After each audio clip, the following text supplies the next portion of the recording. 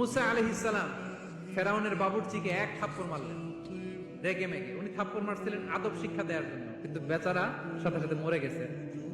উনি মারছিলেন আদব শিখানোর জন্য, বেচারা যে মরে যাবে মুসা আলাইহিস সালাম জানতেন না। এখন দেখে সব গুনাহ, এটা তো মরে গেছে, অক্কা পাইছে। উনি দিলেন দৌড়। মুসা আলাইহিস সালাম দৌড়াতে দৌড়াতে প্রাণ ভয়ে চলে গেলেন আরেক সীমান্তে, মিশর ছেড়ে আরেক এলাকায়।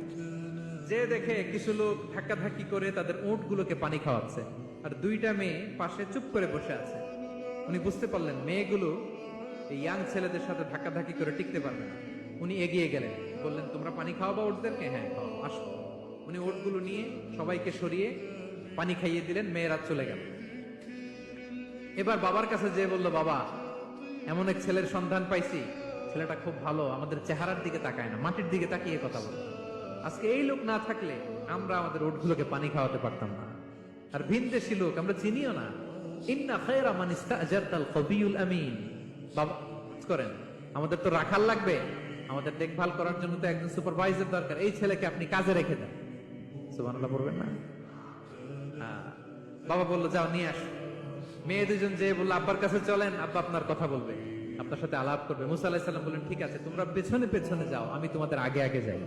তোমরা আমাকে বলবা যে ডানে না বায়ে না সামনে। সুবহানাল্লাহ পড়বেন না? কি চরিত্র, কি চরিত্র ছিল যাদের, যাতে করে তাদের দিকে তাকানো না লাগে।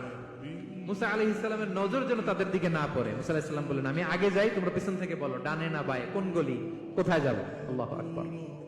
তো যাওয়ার পরে মুসা আলাইহিস সালামের সততা, এই বিশ্বস্ততা আর স্ট্রেংথ, শক্তি দেখে ওনাকে কাজে রেখে দিলেন মেয়ে দুটার বাবা। সুবহানাল্লাহ বলেন। আর বললেন এত বছর কাজ করবা, পারিশ্রমিক হচ্ছে কাজ যখন শেষ আমার এক মেয়েরে তোমার কাছে বিয়ে দিয়ে দিবে।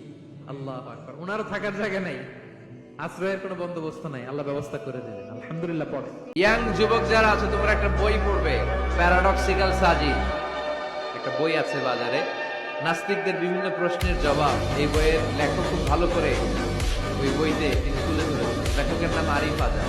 এটা বললে শিক্ষিত যারা, তাদের মনের মধ্যে এই ঘুরপাক করা প্রশ্নগুলোর উত্তর তারা পেয়ে। বইয়ের নাম প্যারাডক্সিক্যাল সাজিদ, আরিফ আজাদের। আমি আমার মিজানুর রহমান আজহারি ভেরিফাইড ইউটিউব চ্যানেলে প্রফেট সিরিজ নামে একটা সিরিজ করেছি, 25 পর্বের। কোরআনে কয়জন নবীর নাম উল্লেখ হয়েছে? আর আমার চ্যানেলে কয় পর্ব? তার মানে 25 জন নবীর ব্যাপারে আমি ওয়েল ডকুমেন্টেড ম্যানারে একাডেমিকলি আলোচনা করেছি। আপনারা শুনবেন, আপনাদের জন্যই করেছি, শুনবেন আপনারা। এবছর 21শে বইমেলায় আপনারা শুনেছেন আমার একটা বই প্রকাশিত হয়েছে, বইয়ের নাম হচ্ছে জেগে ওঠো আবার। এটা আমি নিজে লিখেছি। আরেকটা বই 6 খণ্ডের আমি সম্পাদনা করেছি, সেটা হচ্ছে ছোটদের নবী রাসূল। বইটার নাম কি? ছোটদের নবী রাসূল। সত্যায়ন প্রকাশন থেকে 6 পর্বের খুব চমৎকার গ্রাফিক্যাল ইউজার ইন্টারফেস দিয়ে আপনার সোনামণিরা, বাচ্চারা, তারা জেনে যাবে যে তাদের আসল আইকন কারা, তাদের আসল সুপার হিরো কারা, তাদের অনুসরণীয় অনুকরণীয় ব্যক্তিত্ব হবে কারা। এই বইটা লিখতে, সম্পাদনা করতে আমাদের অনেক চ্যালেঞ্জ আমরা ফেস করেছি, কারণ এটা আপনাদের জন্য লিখছি কাদের জন্য? বাচ্চাদের জন্য। আমি বাচ্চাদেরকে গল্প শোনাচ্ছি এরকম একটা ভাব নিয়ে লিখেছি। আমি বারবার ভেবেছি যে আমার ছোট্ট মেয়েটাকে যদি আমি শোনাই, ওকে বুঝাইলে ও কিভাবে বললে বুঝবে। গল্পের মতো করে খুব রস দিয়ে, আনন্দ দিয়ে প্রতিটা বাক্য এভাবে সাজানো হয়েছে। 6 খণ্ডের ছোটদের নবী রাসূল সিরিজ। যদি সুযোগ হয় আপনারা সংগ্রহ করবেন। এই দুনিয়াটা হচ্ছে পরিশ্রমের জায়গা, সংগ্রামের জায়গা। আপনি সফল হতে হলে আপনাকে পরিশ্রম করতে হবে, করতেই হবে। আর পরিশ্রমে কোনো লজ্জা নেই। আমি বিভিন্ন আমার আলোচনায় বলি, কাজে লজ্জা নেই। কিসে লজ্জা নেই? আওয়াজ করে বলুন সবাই। কাজে লজ্জা নেই। লজ্জা হচ্ছে অলসতায়, লজ্জা হচ্ছে হাত পাতায়, লজ্জা হচ্ছে অকর্মণ্যতায়। কাজে লজ্জা আছে? লজ্জা কিসে বলেন সবাই? লজ্জা হচ্ছে অলসতায়, অকর্মণ্যতায়। যারা কাজ না করে ফুটানি মারে, ওইটাতে লজ্জা।